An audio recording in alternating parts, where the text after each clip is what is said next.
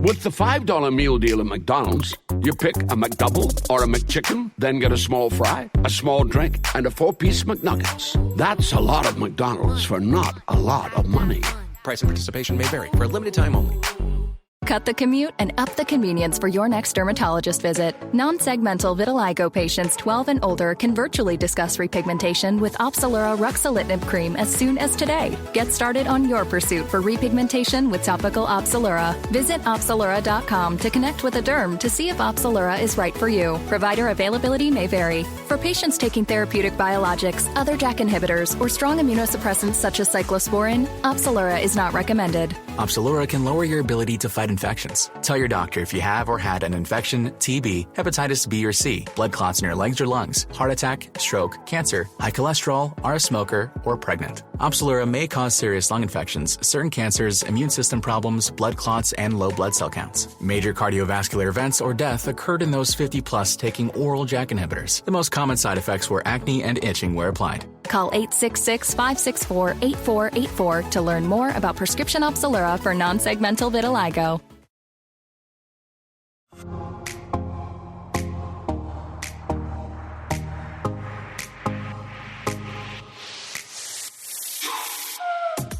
What is up, you guys? Welcome back to Wholeheartedly with Kendall and Galey.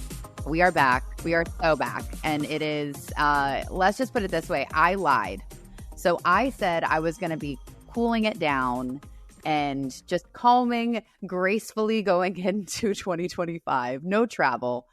I am a hypocrite and a terrible human because that is exactly the opposite of what happened this last week. I ended up going from Florida for a 24-hour meeting with Alex, which was fine. We knew we had that. And then I get a call from quite literally Netflix. And they were like, hey, we want to invite you to the fight in Dallas, the Tyson Jake Paul fight. Do you want to come?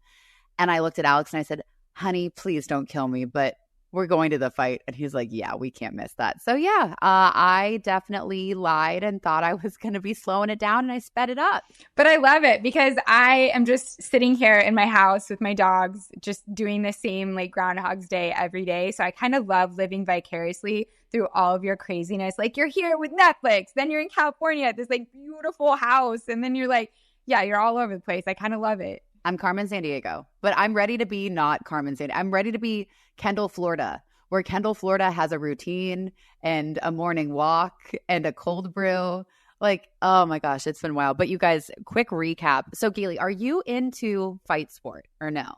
I feel like you're not because you're such a lover. I am not. Like, I don't like seeing people like take hits to the face. And I don't like seeing somebody lose because I know how hard they trained. And it's almost, I feel like when you lose inside of a boxing ring, it's different than like if you lose a running race or a cycling event or something. And like the entire room is just sitting around, just you standing there in the middle of the ring with all the lights on you, all the cameras, and like you lost. You're not a part of a team. Like it's not you with the rest of your basketball team walking off the court. Like there's something about that loss that just feels so defeating. And then Tyson being the age that he is, you just, there's something in your heart that just kind of breaks for him. And then, so I didn't watch it. So you're going to download me on what happened. I'm going to give you the quick recap. First off, what I love though about your empath nature is that you nailed that exactly on the head. And this is why boxing and fight sport is such an emotional experience because it's you versus you. So what a lot of people don't know is when you're fighting somebody else, you are essentially, it feels like you're naked. Like they can see everything about you because when you close up because someone's going to hit you, how you move through the ring, how you respond, how you breathe, it's such an intimate experience because you're trying to find someone else's weak point consistently. And they're also finding yours. So there's a kinship and like a really strange bond that fighters have. And you see it like there was a UFC fight the next night that Alex and I also got invited to, but I'm like, we're not going to New York for that after coming from Dallas. There ain't no way we're doing both. So it's very fun to see that at the end of fights when there's a lot of mutual respect. However, quick recap, guys. So if you did not watch, which a lot of you couldn't because the streaming sucked, I guess. I was there live. So I heard the Netflix streaming was so bad. Like 60 million people technically tuned in, but most people couldn't see it. It just kept buffering because they broke their server. Yeah. Galey, think of it. 60 million people. 60 million. That is the most watched fight in history. And this is why, like, on the newsletter that I sent last night, because it was a little bit later from the weekend, this is so incredible for boxing. But the real winner of the night, and I will say this, and I will stand on this business for forever, Amanda Serrano versus Katie Taylor. Okay, Katie Taylor's from, I was about to say Italy. She's not. She's from Ireland. Obviously, Taylor is the last name. And then we have Amanda Serrano from Puerto Rico. These two women, they're our size, for the record. Okay, so it's like you and me fighting each other. What? It was one of the most incredible rematches. So Serrano and Taylor fought each other at the first ever. They were the title fight at Madison Square Garden 2 years ago. Why this is so special, it was the first time two women were the title card, the title fight at Madison Square Garden ever. First time ever. It was highly contested. A lot of people thought, myself included, that Amanda Serrano actually won the fight. And this is where boxing is so frustrating. It's kind of like gymnastics, where it's based off the perception of the judges. And there's no instant replay because you don't pause in the middle of a round. So this is where a lot of people get frustrated with boxing. So long story short, this fight, there were almost 60 million people watching two women globally go back head to head for a world title. And Katie Taylor won. A lot of people felt Amanda Serrano should have won. There's a great read on it by this boxing promoter, Eddie Hearn, and he explains why Katie Taylor really was like one or two punches out of the count. Like, she's one or two punches above Amanda Serrano. But people notice Amanda Serrano, girl, you will hate this. Her eyebrow busted open like round two. So Katie was going in, I think, with an uppercut. And as her head came up, a lot of people said that Katie intentionally headbutted her. I don't think she did. I think they just had contact, which happens when you're in that close of quarters. And it hit Amanda. Her head hit Amanda in the eyebrow, on the brow bone, and it contused and popped open.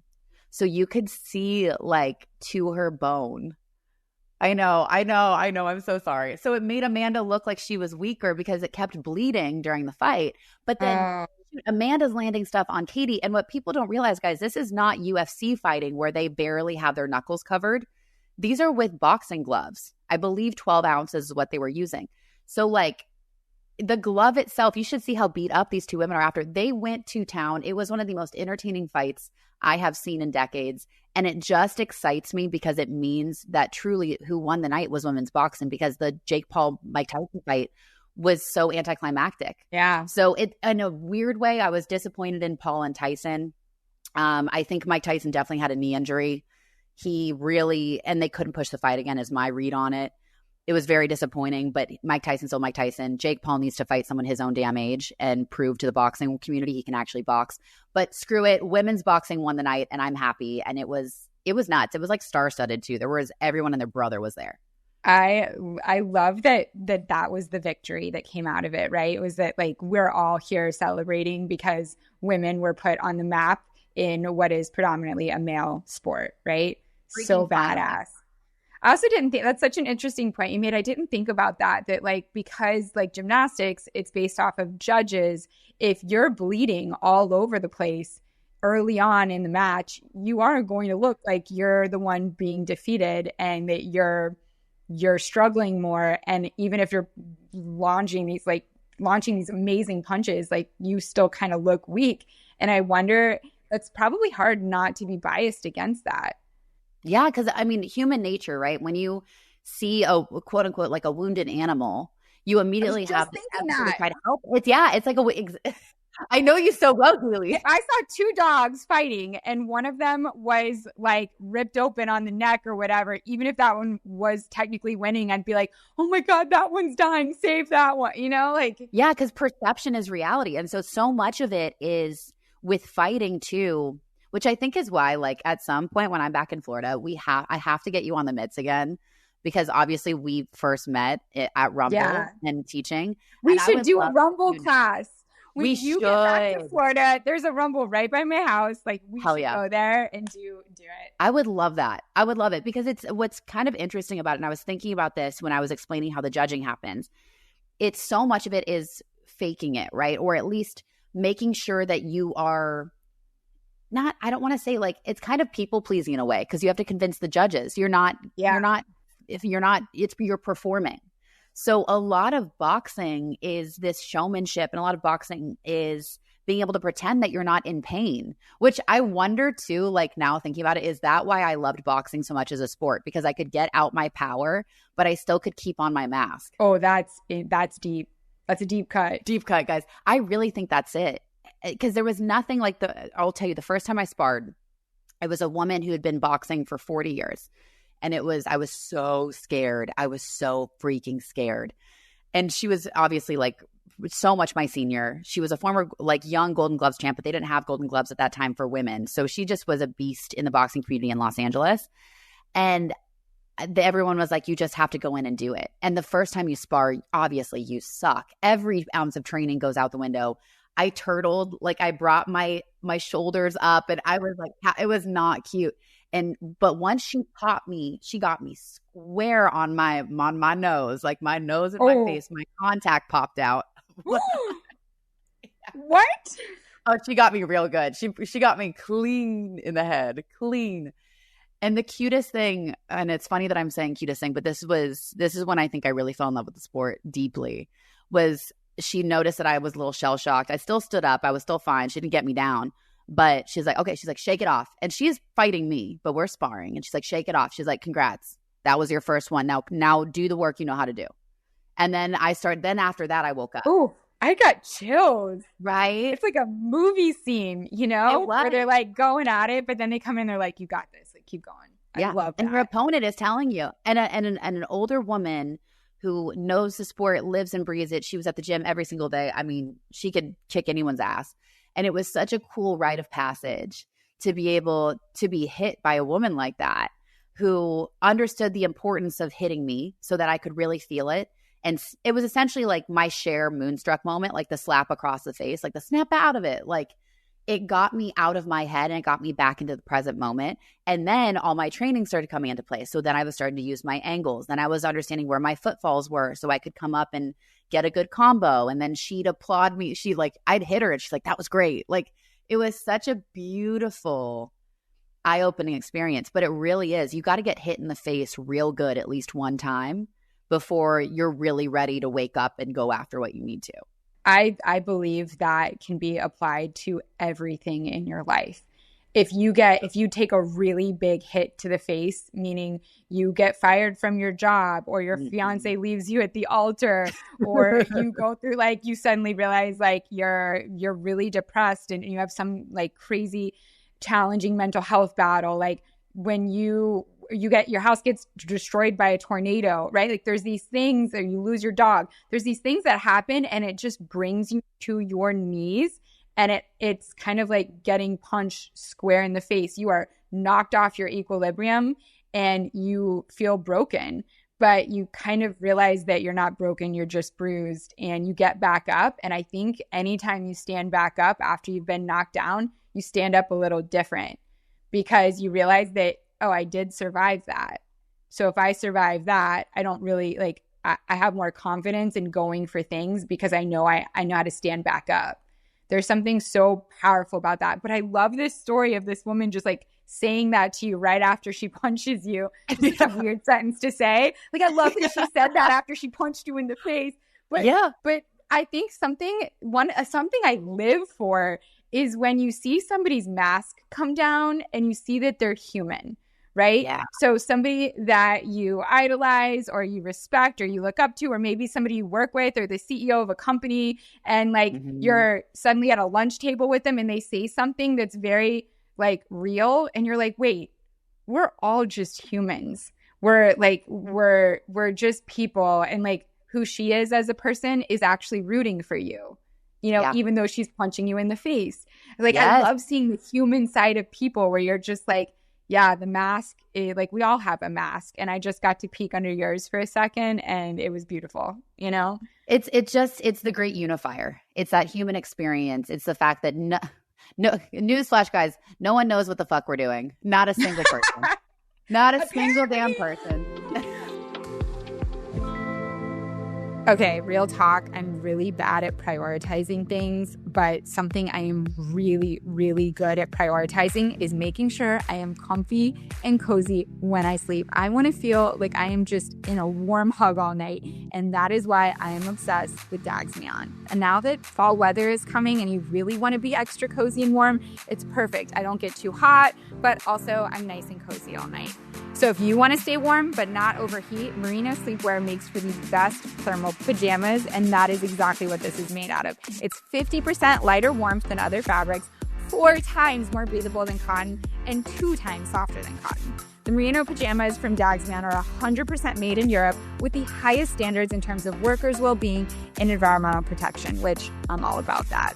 Are you ready to upgrade your sleepwear? Discover the science of comfort with Dagsmion. Their sleepwear is crafted to regulate body temperature, wick away moisture, and provide ultimate comfort all night long. Don't just take my word for it. Experience the difference yourself. Visit Dagsmion.com, that's DAGSMEJAN.com, and use my code HEART at checkout for an exclusive 20% off your first purchase. That's code HEART at checkout. Sleep smarter, sleep deeper with Dagsmion. Wholeheartedly is brought to you by Progressive Insurance. Let's face it, sometimes multitasking can be overwhelming. Like when your favorite podcast is playing and the person next to you is talking and your car fan is blasting, all while you're trying to find the perfect parking spot. But then again, sometimes multitasking is easy, like quoting with Progressive Insurance. They do the hard work of comparing rates so you can find a great rate that works for you, even if it's not with them. Talk about honesty. Give their nifty comparison tool a try, and you might just find getting the rate and coverage you deserve is actually easy. All you need to do is visit Progressive's website to get a quote with all the coverages you want, like comprehensive and collision coverage or personal injury protection.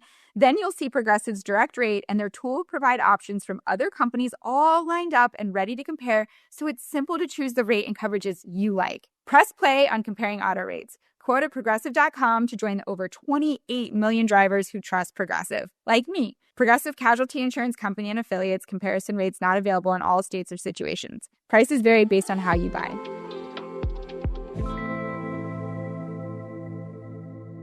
Apparently, there are aliens coming out of the ocean now. Wait. Can we talk about this? So apparently, we actually know nothing about anything. Whoa. I'm like full on Peter Griffining. Whoa. Okay. I saw something on Instagram while I was gone for fight weekend that people were talking about aliens again. And I'm like, what in the frick is going on now? Wait, aliens are coming out of the ocean? Where is this some new government thing that got released? Yes, apparently there's something that was like the government officially reported. Now, keep in mind, the source you are hearing this from is Galey's TikTok. So we don't actually know because I did not follow up after watching 20 of these TikToks. I did not follow up. It didn't get fed to your For You page again? But according to my TikTok, it is absolutely confirmed that there's government documentation that aliens are actually like being found in the ocean. And now because, the algorithm is so freaking smart, because I watched a couple of these all the way through, I am now getting fed everything extraterrestrial. So now I'm seeing pictures of like videos with people on their farms and they're like, this cloud has lights in it. And then there's a cloud going over a farm and there's literal twinkling lights in it. And then it's kind of changing form and it's moving faster or slower than all the other clouds. And I'm like, all right, I kind of feel like I believe this, but also somebody could do this in AI in 2 seconds with a voiceover on their computer. So like, I don't know what's up or down anymore. Girl. Listen, I am a full-on alien believer. I am that dude from Ancient Aliens. It's like, it's the aliens, with like the hair and all that stuff. All I know is if it doesn't make sense. First off, hold on. My ADHD is reeling because I get so excited talking because about I said aliens, I activated you. You did. Like, maybe I am one. Maybe I'm, how they say like they're spies and you have to give them like a code word and then they all of a sudden like flip sides because they were like, I don't know. Maybe my code word is alien. I started watching another alien documentary. Oh, no. On Netflix. Yes. But what's weird I saw it too.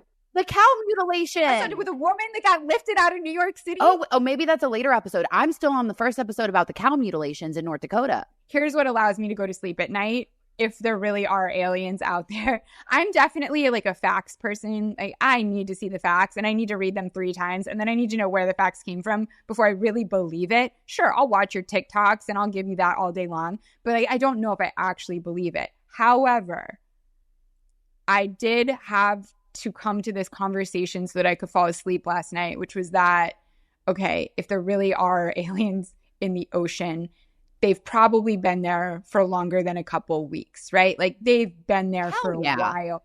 And if they've been there for a while and there's no stories of people getting like sucked into the ocean or aliens like taking people, then they're not actually hurting us. Like, true. But they're not hurting us. They're not out to get us, in the way that some horrible people will test things on animals to figure out their consequences. There's no sign that they're doing that to us and testing things on unless they're giving people cancer. We're not seeing human mutilations the same way we're seeing the cow mutilations.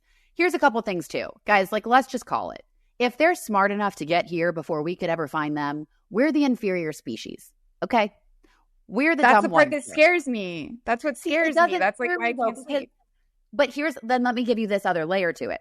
If we're the inferior species and they wanted to invade us and they wanted to take over the planet, they freaking would have done it already. Like, I don't know what to possibly be waiting for. Maybe I'm, that movie Independence Day where there are those woo-woo people on the top of the Los Angeles, like, downtown building, and then they all get zapped and fried because they're like, we love you, aliens. I'm not saying that. I'm still skeptical. And if anything does happen, I am definitely driving to the closest Air Force base. Thank God we're in DC right now. We can walk to one, or the one that I accidentally stumbled upon the other night, or, of 2 months ago, and was about to be taken hostage. No, I'm kidding. I was not. The government's great. Anyway, but that was a whole tangential. Crazy. And we want to thank Beyonce. We love you, Beyonce. The government is great, and we really want to thank Beyonce. We love you, Beyonce. I can't wait to watch your Netflix special. I hope it doesn't have streaming issues. And we're just going to thank Beyonce one more time. Yep, just to be safe. There's no sarcasm whatsoever in my voice. Nope, not a stitch. None.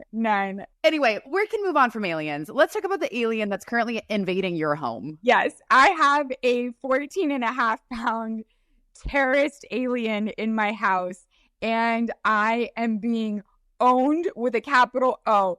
I am telling you, baby Bair is a terrorist. I don't know like how I got so lucky to have such a wonderful distraction 24 hours a day. But when I tell you the whole crate thing, she absolutely refuses to go in the crate. I posted about this. I got tons of wonderful insight. I've tried it all, guys. I've tried it all. I've tried sleeping in there with her. I've tried feeding her in it. I've put a blanket over it. She rips it through and literally eats the blanket. She will flip it over to where I like literally can see the crate crawling across the room because she's doing somersaults in there, flipping it over like she's on Cirque du Soleil. And so what I did is I ordered. So first I went through, like, no joke, I counted 24 different barricades set up, which is ironic that her name is Bair. So I have all these barricades, one with like my dining room table, then with all my dining chairs and comforters. And then I had a mirror, and then I tried plywood. She scaled everything, got over all of it. And I was like, okay, like, let me try this mesh netting that you like pull across, because she can't really climb it because it's flat. So like that made me feel good. And I did this whole story on it, and I was like, Mom finally won. Yeah, you did it. Yeah. And then I took a video. I set up my phone and I walked out of the room, and she just like literally found a way to move something over, still like the dining chair, pulled it over, stood on it, then jumped completely over the barricade. And Patch, my big dog, is just sitting there like dumbfounded, like, I can't do that too. Like, it's working great for the dog that I don't need to barricade. So then last night I was like, okay, Bair has cat-like tendencies. And if I've learned anything from my long education on TikTok, it is that cats do not like tinfoil. You put tinfoil on a couch and the cat touches it, it jumps 20 feet in it. So I'm like, all right, I've got a cat Bair, so I'm going to just run a big roll of tinfoil across the top of this new netting thing. And now I don't think she'll want to jump over it. And so I did it, and I made a lot of noise. I hit the tinfoil really hard, bam, bam, bam. And I was like, you see, this stuff is scary. It will electrocute you. And she's just looking at me like, yeah, I'm kind of scared of that too. And I'm like, okay, great. So I leave and I go to the grocery store and I come back and barricade hasn't been touched. The tinfoil is there. I am feeling like the most victorious mom. I send out texts to everybody and I'm like, it worked. The tinfoil worked. I'm so smart. I got this. So this morning I go for my first run in weeks because I haven't been able to run because I can't leave the non-barricaded Bair. And so I've been doing lunges and things and your workouts on Instagram. I've been doing that in place so that I have Bair with me. Yeah. So I go for my run and I'm so excited. Finally I'm free. I can run. And I get home. And as soon as I walk in the living room, I notice the tinfoil is on the floor. And I'm like, oh no. Oh no. And then I walk around and I see that she's in the quarantined room with Patch. And I'm like, wait, so did you just knock it over, but you didn't jump over it? This is still a victory. Then I go upstairs and I realize that little shit jumped over, knocked the tinfoil off, went upstairs, shit all over my guest bedroom and my new rug, then went back down and then jumped back over so that I would know that she got out. She's a teenager. Oh my God. She snuck out of the house, made mayhem, and got back in the house and was like, I did nothing. To trick me I wouldn't know. What unbelievable. Yeah. I'm renovating a fireplace outside in my backyard. And so I had her outside with me all day while I was working. Every single tool. She grabbed a box of nails and ran straight down the yard. They were flying everywhere, in the pool, in the grass, in the fountain. And she's just throwing them back and forth. And I'm like, no. And she's basically like a human nail gun. She's just shooting nails everywhere. And I'm running after her, trying to grab them all. Then I finally get all the nails and she grabs the screws and does the same thing. And then she stepped in paint and I had paint footprints in all of my turf and I had to go and scrub every single one. I was losing and I couldn't even document all of it. I think I got 5 things on tape. It was nonsense. It was complete chaos. So I feel a little Mike Tyson right now. I completely lost this fight. Damn. Ouch. That hurts my heart to hear the Tyson line. You were not wrong. But damn. You know what's interesting though? I'm a big believer, God gives you what you need. So for whatever reason, you got a dog that's just giving you chaos. I didn't think you needed it, but maybe, I don't know. She's so cute though. So thank God she's cute. And I will say, I'm crying a little. I absolutely have cried every single day since I lost Charlie, but I'm crying a little bit less because I physically don't have time. There you go. If I go and break down, she's going to go and shit in my living room. So I can't. I got to be on alert. Yeah. So she's exhausting your ability to have space to cry, which as long as you get it out in another form, which is good, which you do with designing. And I'm so excited to see, by the way, the outdoor fireplace. Please note whatever stone that is. Can we talk about? Great. Because for the entryway, I need to send you photos of the house. I just got new photos last night. Oh my God. Send them all. Guys, the best advice Galey gave me. Well, she gives me a lot of great advice. So one of the many, many, many Galey-isms, nuggets of just design truth is never go with orange peel on the walls, and not actual orange peels, y'all. It's like a finish on the walls. It's called a scraped ceiling. So what a lot of builders will do is they'll smooth out the walls pretty decent, unless it's a really, really inexpensive new construction, which yours is not. So they did make the walls smooth, but they all try to get away with scraped ceilings because they believe, this is my thinking, I think builders think that the ceilings are tall, so nobody's really going to see them or notice them and look up. Not Galey. But the reality is, oh, hell no. I do so much, I have so many ceiling scapes in every project. Your ceiling is going to be the showstopper. So they go in and they just scrape it because it's much easier to do that than have to compound and smooth and get it perfect and sand it all. It's a lot less work. So they'll do scraped ceilings and it just instantly looks inexpensive and unfinished. Yeah. And they do it in all of these big communities. Yeah, the light hits it and it's not good. No. Well, just know the way that Alex and I were looking at photos, that 2-story foyer entry because you can see the ceiling. You can see, oh my God, the smoothness. Like I want to rub my cheek against it. It is beautiful. So I was like, oh my gosh, that stone Galey's putting by her, that'd be cool up that foyer wall on that left. Anyway, we'll talk about it. I'll send you the photos. But dude, I like seeing the photos of your house now. Because guys, remember Galey was living on a couch for quite some time and didn't have her own bedroom. So now you're in your own room and the guest room and the living room is done. No? What is done? Because it looks good. So we kind of need to talk about my CDO, because this is real human stuff and I don't know what's wrong with me. So the whole house is finished inside. Wait, what? Yeah, as of a couple weeks ago. And I am still sleeping on the couch downstairs with the dogs every night. Oh, is it because of everything that happened with Charlie? Is it like scary for you to be in your bed? So there's a couple things happening, right? Like one is my relationship ended. Yeah. And, you have a lot of memories in your bedroom and like it's your intimate place. And then my, dog passed away. And like for the last year, I've been sleeping with her in here on this couch every night. Yeah. And so I kind of feel like, I don't know, like I'm moving on to the next chapter without her if I go back in. And because the bedroom and everything like is renovated and it is different, it kind of feels like not right without her. And then I'm not going to cry. You're and allowed then to cry. You cry here.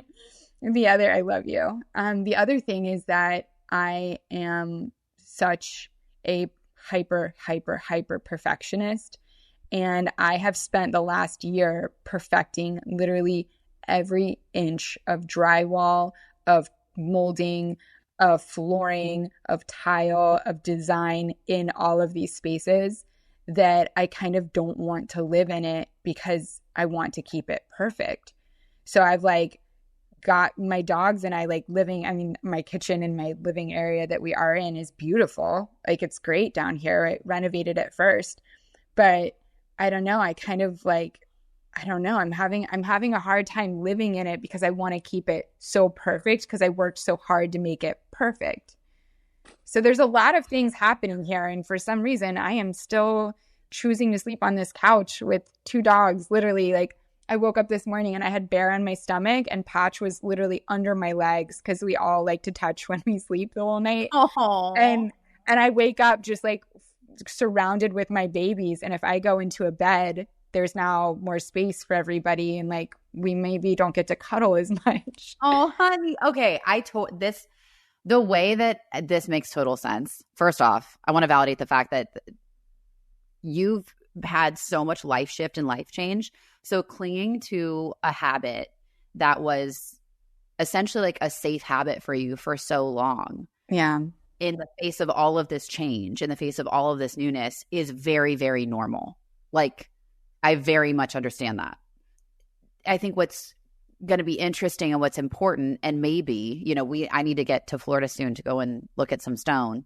Maybe if Alex and I come to visit and we stay in the guest room, one, my crazy ass would be in your house. So I will keep it clean, but I probably won't keep it to your level of clean. So maybe that's like a little bit of good exposure therapy. Like I'll leave like a salt shaker out of place. I won't be mean about it. I won't like do crazy stuff. I won't bring you clutter, but like I'll just move a couple things just for like a little, like it's kind of like working out, right? Like we'll train you through this transition process. We could literally play a game where you walk around the house and you just move two things. And when I say move, I mean literally pull something 1/4 of an inch off of the wall. Yeah. Like a vase on a mantle, just pull it a little bit off of the mantle a little bit, but where it's still on it. And I will walk through and within seconds, I'll be like, you touch that and you move that to the left and you turn that around like in seconds. Yeah. It's bad. Well, honestly, maybe that's what would be kind of like a little bit of that. And then maybe too, I think what's going to be important when you're in a new space or reinvigorating a space is to create new memories in it. Yeah. So, maybe, we have a movie night from your room. And then that way you have a new memory in your room and it's a new room with new memories, even though it's technically the same structure. it's a new energetic space. I will also send you sage so you can sage the house. My girlfriend has a great sage and smudging spray. It's amazing. The only energy happening upstairs in the bedrooms right now is me chasing around Bair, trying to grab her when she escapes, and then cleaning up whatever pee and mess she has left all over the place. That's literally. But how crazy is it? Like, I spent all of this time and energy and like sweat and heart making this like beautiful new bathroom, and I haven't used the shower or the toilet once. Galey. Okay. I might have to come in town and be like a helpful encourager. I'll be very gentle, I promise, when it comes to my motivation. I feel like you're going to come in and you're just going to mess shit up. You're going to be like, I am not taking my shoes off. And no, I would never. All over your bathroom mirror. Absolutely not. No. I was raised by an OCD mother. Like, hold on. And I do have a little bit of CDO myself. I have OCD. You have CDO. I have OCD. Okay. Like, you have the more intense version of it, but I definitely know I have that. I would never, honestly, straight to jail if you walk into my home with your fucking shoes on. Like, absolutely not. Disgusting, deplorable. Get out of my house. You are not welcome here. Cleanse yourself. But no, I think it would be like maybe not too much, but maybe like an overnight, and we make a moment of it. Like, I don't know. It's like ritual. It's like put fun music on, and like I'll bring you some bath bombs or something that won't mess up the tub, right? That won't be too terrible to clean up, because Lush bath bombs are great, but they're so messy. But like, I don't know, maybe like a nice little bit, little steps, little wins, little baby steps on that, I think would be really important, because it is so beautiful and you've worked so hard. You deserve to live in it. I'm dying to have you and Alex down here and to see it, because last time you were here, we only got to hang out in my little living quarters here because the whole house was filled with under compound. Well, you're still living quarters and I want to help. I know. But hold on. Is it going to be awkward if you guys come and you go upstairs and you stay in the guest bedroom and I still sleep downstairs on the couch with my dogs? No, but I'll probably wake up at 3 a.m. to like pee or something, and I'll like sneak down and be like, you're going upstairs for 2 hours to take a nap. Don't at me. I've got Bair. No, then the sheets are going to be dirty. I can't. I'll be like, you're a clean human. You're the cleanest person I've ever met. Get in your damn bed. So real talk. This is how and then we'll get to the weight questions. But like, this is what's in my mind about me moving back into my house, which is I have this dream, which I think might happen, that Architectural Digest is going to want to do photos of my space. We're in talks with my PR company. And I'm thinking, okay, well, I now have an excuse. So if they're going to come and take it, I need it to be perfect and crisp and unlived in. They can take all their photos, and then I will have these perfect photos that they took professionally, just in like a capsule. In time, I've just preserved that, and now I can do whatever I want in there and make it dirty and live in it, because I now have it perfect and it's saved. I get it. I do get it. But I want you to push past the perfectionism. It's a home. Architectural Digest is about homes and living and spaces. And you built a beautiful kitchen that I want to cook in. And yes, I'll clean up the grease stains on the stove. But guess what? Stoves get grease stains when you make good food. That's where I think it's so important for this next chapter that life is welcomed into these beautiful spaces that you build.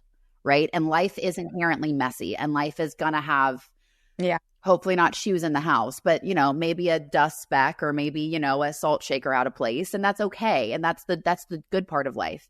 I think it'd be really, if honestly, my challenge to you as your friend, which of course you can take or leave, you are a grown woman, you do what you want, but I'd love for you to sleep in that bed at least one night before Architectural Digest comes, just to prove to yourself that it's your home. It's not for someone else. It's for your need. It's giving it back to yourself as a gift, and letting you have the gift first before you give it to somebody else. I think that's really important.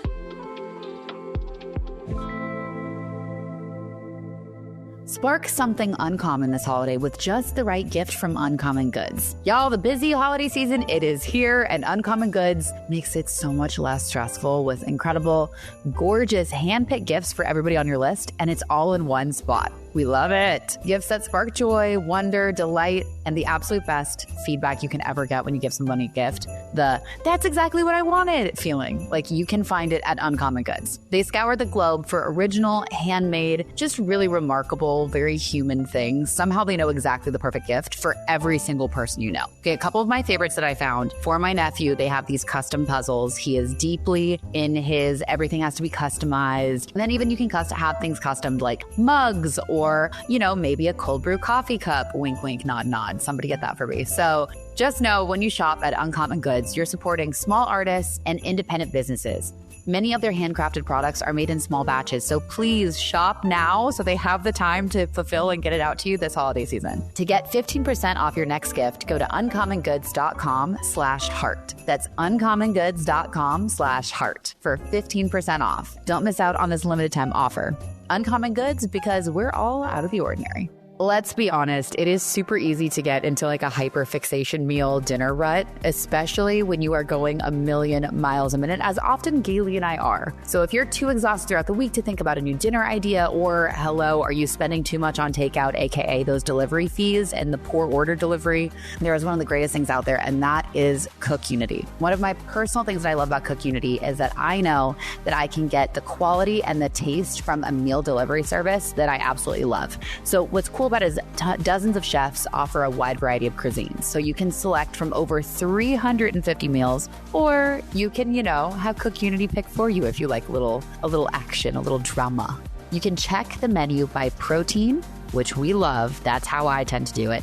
By chef, cuisine, or even dietary need, and you're going to find food that you love. Add endless variety to your plate with Cook Unity. Affordable food crafted by award-winning chefs delivered straight to your door. Go to cookunity.com/wholeheart or enter code WHOLEHEART before checkout for 50% off your first week. Yeah, that's 50% off your first week by using code WHOLEHEART, WHOLEHEART, or going to cookunity.com/wholeheart.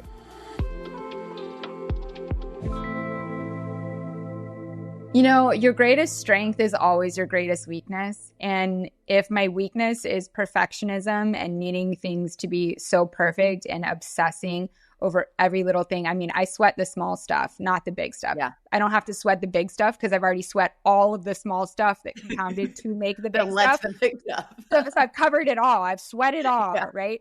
And so because of that, right, which is a weakness of mine, it also has afforded me to be great at editing videos and to designing spaces and to making beautiful, functional rooms for people that they can then live in and make dirty. And I'm out. Like, I don't need to see it getting dirty. I get panic attacks when people ask me to come back to the project because they want to do another phase in the rest of the house or whatever. Because I'm like, I don't want to see what you did in my perfection. Yeah. Oh my God, did you ruin everything that I made? And I will tell you, 100% of the time, every single time I have gone back to somebody's home, it is exactly how I left it. And it's beautiful, and they've preserved it, and they've lived in it. And I can see that it's lived in, but in like a cozy, homey way. The candle is halfway burned down.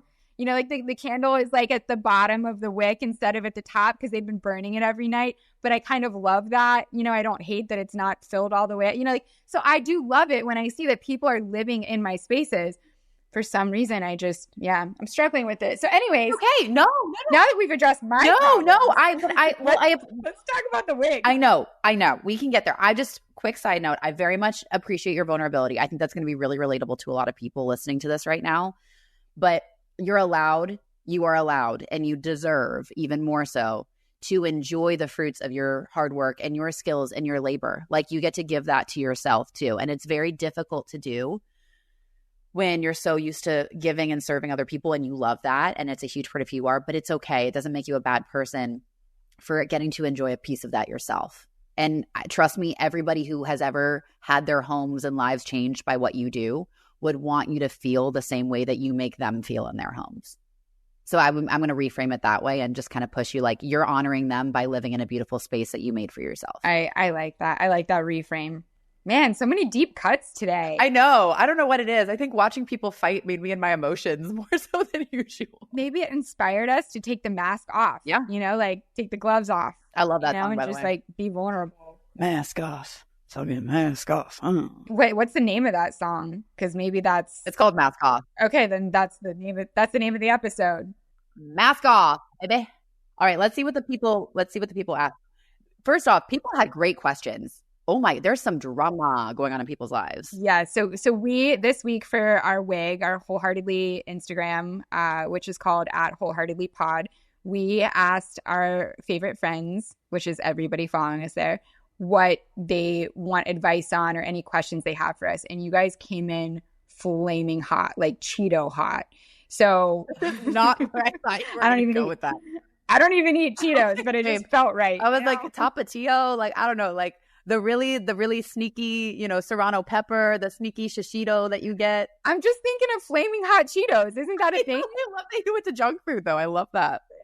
Yeah, that's where I'm at right You would now, never allow those in your home too, because they're too messy. I was just gonna say that.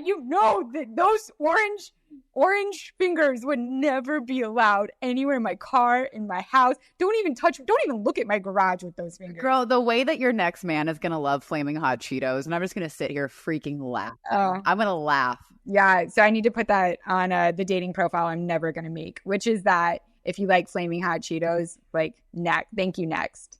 Yeah. Anyways, so, okay. The first question that really stood out to me, which I loved, she said, how to figure out your jam or your purpose in life. And I get this question a lot because I think we all kind of have to, at some point, have this realization of like, why am I here? What is my purpose?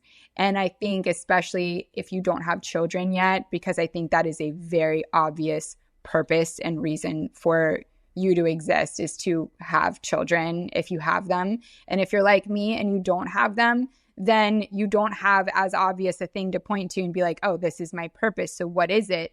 And I will say I went so much of my life, like college, working in finance at Goldman, not feeling like I found my purpose yet. And being a dog mom definitely felt a bit like a purpose. But when I started creating, I had this epiphany, which was that the easiest way to find what your purpose is in life is to pay attention to how time moves around you. What I mean by that is that if you are doing something and you notice that time is moving so quickly, for example, I would start to decorate at 10 o'clock at night. And I would think next time I look at the clock, I think it's going to be like midnight and it's 5 a.m. Why? Because I got completely enraptured and enveloped in what I was doing, almost like I was going manic. And I was so hyper focused on creating and designing that the time, like the clock just kept spinning and I was completely unaware of it. And that's because I was in my flow state. And I think you get in your flow state when you're doing what you're called to do, what you're meant to do. And I think it's also similar to like if you go on a really good first date. Have you ever noticed you go on a first date and you sit down with the guy at 8 o'clock and all of a sudden it's midnight and the restaurant's telling you like, hey guys, all of the other patrons are gone. It's time for you to leave. And you're like, oh my God, did we just kill like 4 hours just us talking? Like just talking? It feels like we've been here for an hour. And that's because you were having so much fun and you were so engaged with what was happening in that moment that you lost track of time. So I implore you, if you're trying to figure out where your purpose is or what you should be doing next, notice the things that you wish you could be doing longer and that go by too quickly because you're really enjoying it, because your purpose is probably linked to that. I know when I think about purpose and really defining what that is, especially removing the idea for myself in the last year that it was tied to me being a Peloton instructor or a fitness instructor or whatever, I've had to retool and spend time kind of meditating on like, what is my true purpose? And I would go back to not only when did time move quickly when I was doing something, but also I remember for a few days I would take stock of things. So I learned this from a long time ago in acting class. And I'm going to give you guys this really great exercise that we learned to just build your emotional depth and your opinions and perspectives on life. And every time you'd have an interaction with somebody or take on an experience, you ask yourself, how does this make me feel? And for me, I had to write it down because I have so many feelings and so much going through my brain that I have to like clearly write it. And what was interesting was always the times where I felt either fulfilled or when I felt the word connected or when I felt that I was helping somebody, I felt the happiest and I felt the most tied. And what was funny, all of those were times I was teaching somebody or I was helping them out at the gym or I was speaking motivationally to somebody else, or like kind of really like hyping them up and pouring love into them, or being really positive or just really joyful and present. And I'm going to get emotional saying this. This is so funny. Damn, we're going deep today. But the wake up call for me was recognizing that my purpose wasn't tied to a job or to a place or to a particular, career path. It was when I was able to pour back up into other people to help empower other people, that really made me feel connected to what I was supposed to be doing, because I felt energized and I just felt like almost like an exhale. And I think when you're working in your purpose, it's not only freeing, but it's very abundant, and it truly is rooted in some form of service. I think that you just described so well that your purpose and your identity don't have to be the same thing, right? Like, you are identifying as a Peloton instructor, but your purpose is actually to empower and motivate other and help other people, right? Like, your purpose is more service than like helping people on a 30-minute bike workout. You know what I mean? Like, so your identity was wrapped up in Peloton, and then it felt like, well, is this my purpose? And then I think you realized on your own that your purpose was so much greater than your identity as a Peloton instructor. Mm-hmm. And then that's where you've been able to like really pivot. Like, totally. There was such a difference when I was watching your stories, like over the last month. There was such a difference between a story you would post just like on an everyday story of like your outfit or going to dinner or whatever, or like a meal that you're cooking, versus the story when you were at that Lululemon activation and you were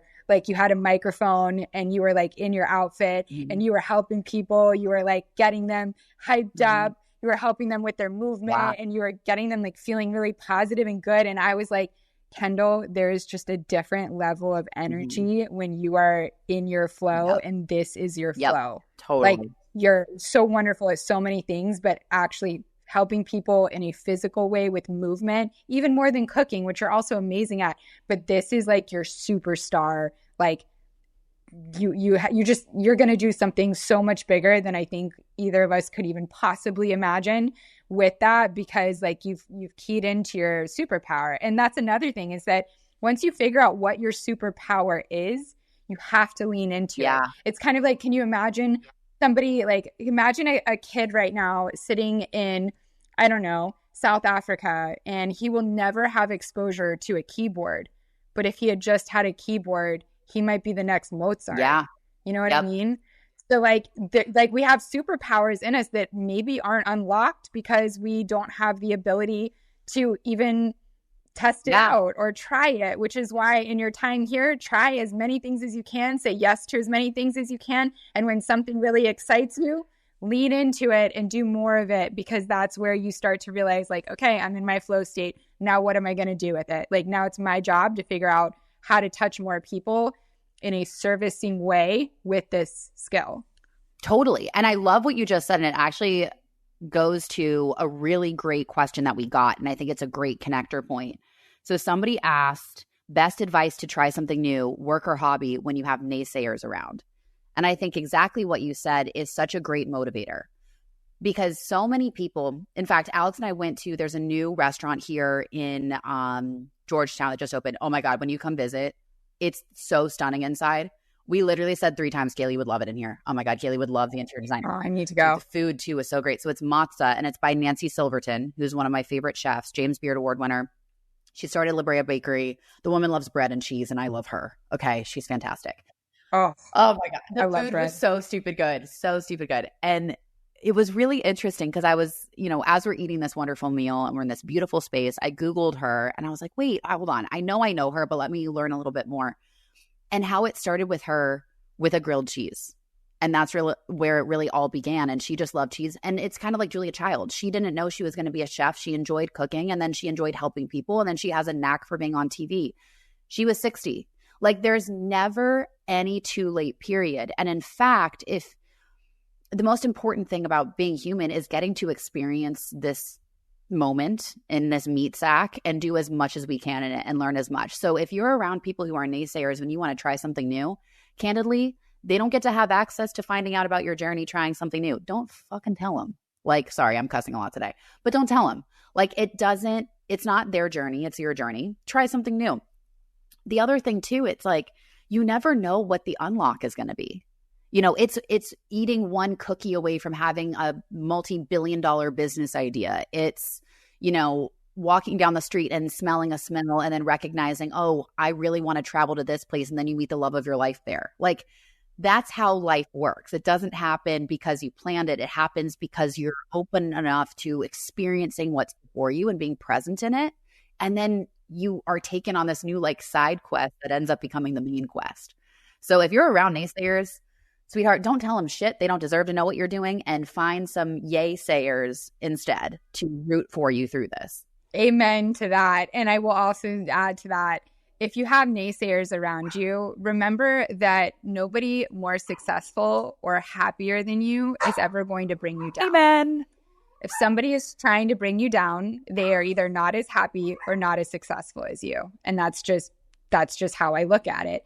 The other point I will make is that if you have naysayers around you, remember that any brilliant idea that somebody had started somewhere, right? With them trying something new, doing something different. And everybody says you're crazy until it works, and then you're a genius. Yep.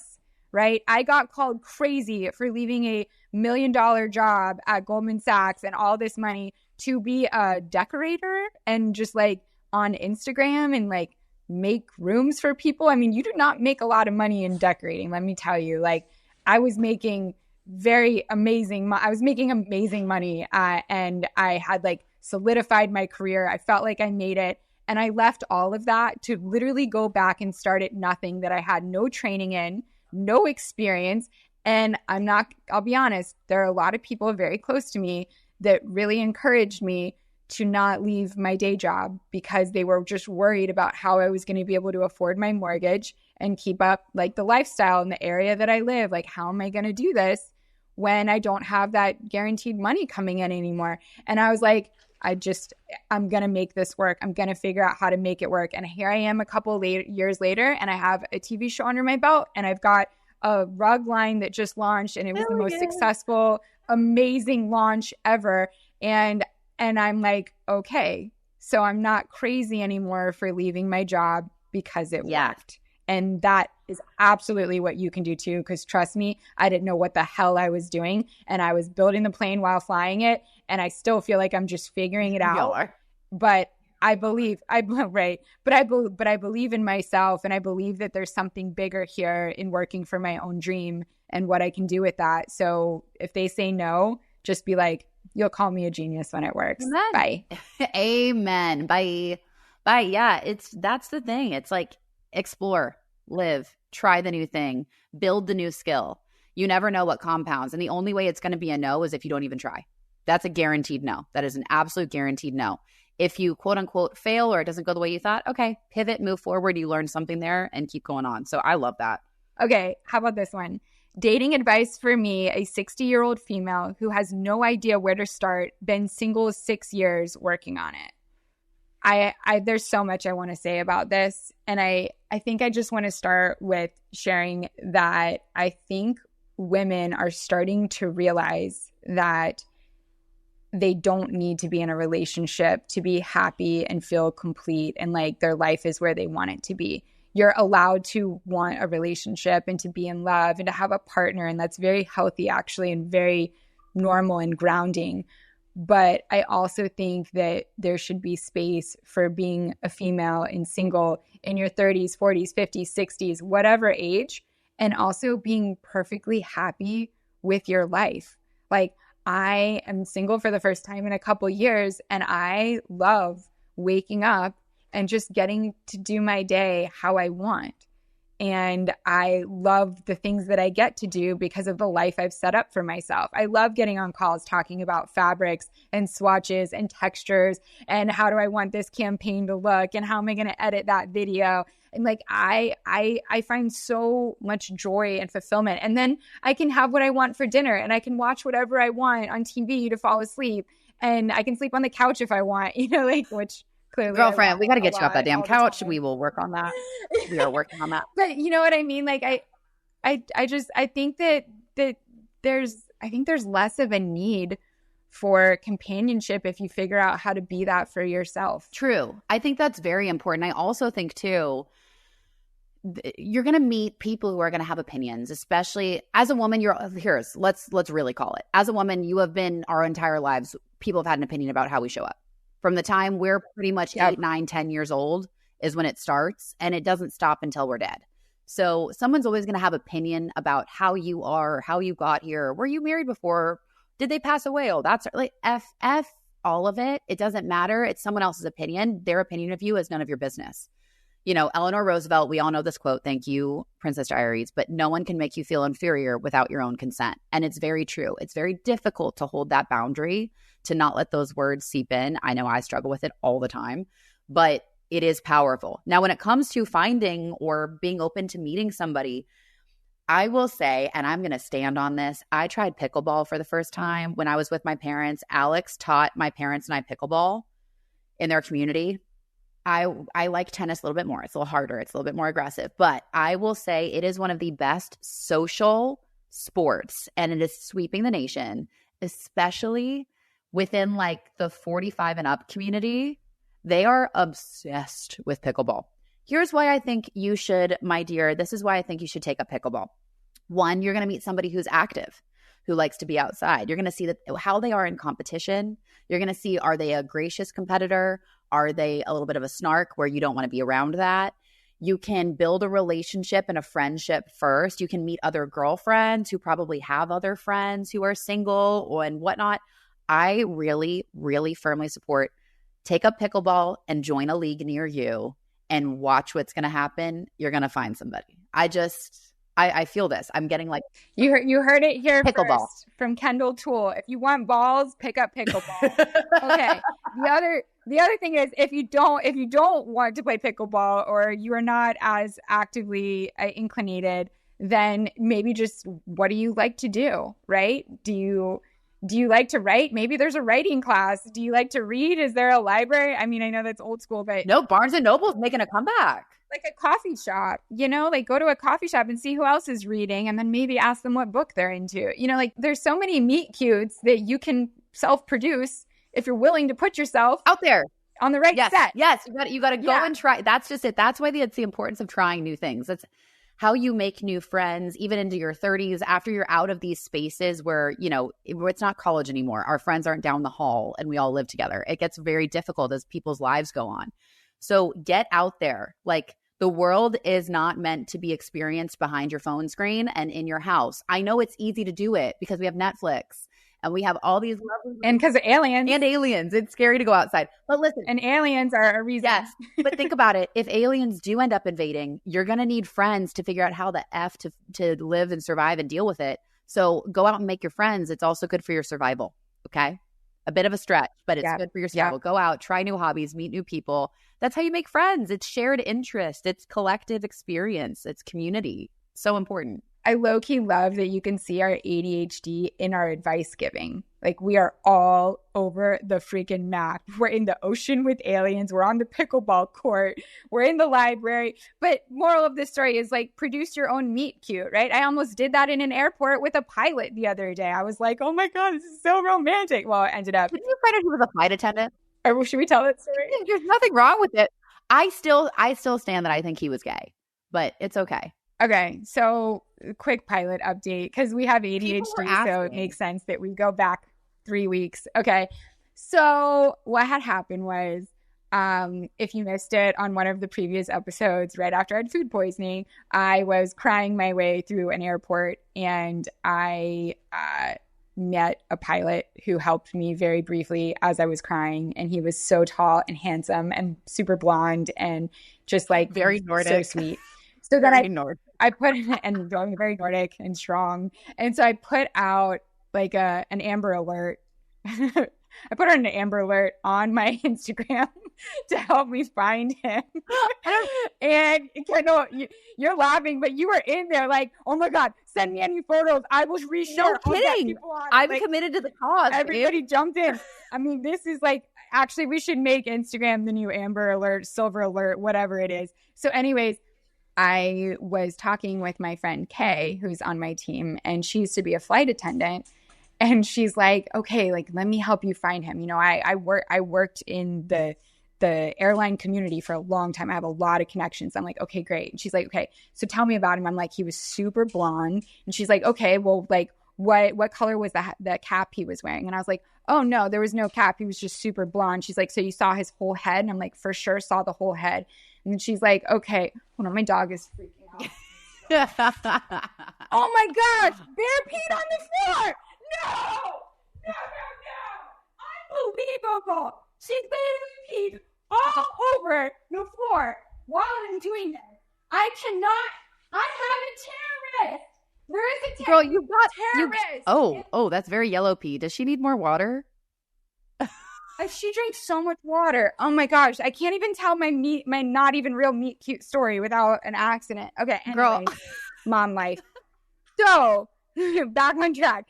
So I'm telling Kay and she's like, what color cap did he have? And I'm like, well, he didn't have a cap. And she's like, that's interesting. Pilots usually wear the caps when they're walking through the airport. And I'm like, oh, I didn't know that. And she goes, how many stripes did he have on his shirt? Like, were you able to see? Because then, you know, if he's a captain or a first officer. And I'm like, ooh, you know, I didn't notice that either. It was just like a short sleeved white shirt. It's like, and she goes, he wasn't wearing a coat. And I was like, no. And she's like, Galey, that's a flight attendant. That's not a captain. And I'm like, oh, so I sent out the wrong alert. And she goes, and honestly, not that there aren't wonderful straight flight attendants, but in my years, most of them prefer men. And I was like, okay, I hear where you're coming from. Especially if he was like super built and super attractive. Listen, I will stand. God bless the gay community.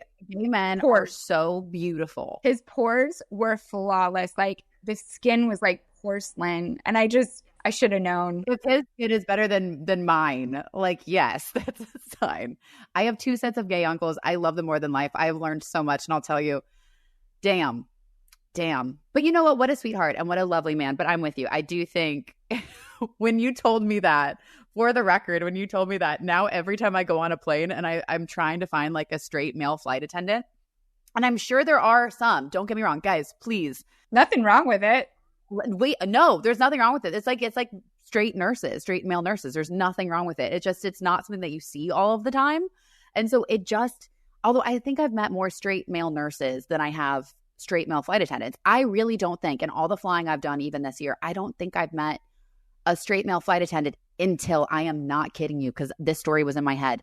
He was older though, but my flight from Dallas back to DCA, definitely straight male flight attendant. First one I've ever had. And I laughed. I literally laughed to myself and I was like, oh my gosh, I have to tell Galey. He's like a unicorn. I found one. Yes, I think he was married though, because he had a band, and I don't think he would be your type. He was a little bit older, but very lovely. I love men in service industries, right? Like, I'm in design, I'm building homes for people. I'm in the service industry, I'm servicing people. Like, I love people that I want him to service you. Sorry, it was right there. You said that, not me, for the record. So to wrap this all up, Kendall, what are you working on this week? God, you know what I'm working on? I'm working on not making promises to myself that I can't keep, and I'm just gonna, you know what? We're just going to send it. You're working on not saying what you're working on so that you That's kind of where promises. Yeah, I get it. Yeah, I'm not going to say much. That's what I'm just going to say, you know, I have a couple weeks back here in DC. So I'm excited to be on my workout routine, get my workout split. I have some really fun recipes. I'm going to be cooking. I'm going to meal prep. Ooh, I'm meal prepping breakfast sandwiches. I will post that recipe. Oh my gosh. It's going to game change the morning. I'm trying to make our mornings really smooth. So we wake up, we go for a walk, we get our coffee, and then we can heat up one of these, and then we're already set for like the first part of the day. So that is my goal this week. I just need to understand, like, what is the bread or like the carbohydrate in the breakfast sandwich? Like, how does that stay so that it's, because I feel like anything sandwich is hard to meal prep because it's not good a couple days later. Yes. So here's how you do it. It's scrambled eggs done in a tray, baked in a tray with whipped cottage cheese. So you have extra cheesy, delicious goodness. A piece of pepper jack and protein, of course. Piece of pepper jack. I'm home making the chicken sausage. That way because sometimes the sausage gets weird because of the coating that they put on it. So I'm making the chicken sausage at home. Yeah. And then using for the bread, whole wheat English muffins, because what we can do is we can freeze them. And then when you pop them in the air fryer or pop them in the oven, but really the air fryer, the way that they crisp and they don't absorb too much water, they have enough density that it has enough crunch to it, but keeps everything nice and on point. So I will let you know how this goes. I'm very excited for this experiment. All right. I like it. At Kendall Tool, join NKO Club to get all this information. Yeah, all this is going to be in the newsletter too. Yeah. It's amazing. It's life-changing. Okay. What I'm working on is I'm now on my 28th barricade to keep Bair in her quarantined living area because she refuses the crate. So I'm just going to keep Amazoning my way through different baby gates until I find one that works. And if none of that works, I'm going to just have to build doors. And PJ is going to help me build doors and just completely close off this space because I don't know what else to do. Like, I need to be able to run. I know you have to for your mental health. Kendall, I am looking out the window right now. I just let them outside. Hold on. Can you see what's happening? Yeah, let me see. She has grabbed my exterior broom from my construction site and she is running it across the yard. Literally, that... I got to go see about a dog right now. I know. Go dog mom. Go clean the floor. Kendall, you take us out. I got to go. I will take you. I'll take it out. I got it. Go get it, Galey. Love you, babe. Bye, sweetie. All right, y'all. Well, thank you so much. I'm literally taking us out, guys. Here we go. Thank you so much for joining us on Wholeheartedly today. Again, if you have any questions, comments, feedback, things you want more of, please comment, like, subscribe, do all of the things. Oh, there's the terrorist. Do all of the things on our Wholeheartedly pod on Spotify, on Apple Podcasts, wherever you get your podcasts. Go ahead and let us know how you're doing. We so appreciate your time. We love your questions, and we will be announcing something soon in the future to make, let's just say, your opinions and your voices even more heard on the pod. So from all of us to you, remember to do it with your whole heart, and let's say an extra little prayer for Galey so she can get some sleep and find a way to get this puppy in a barricade that will work. All right. Peace out, y'all. There, get back here. There. Case in point. All right. We're closing it out. Bye, y'all. Have a good one.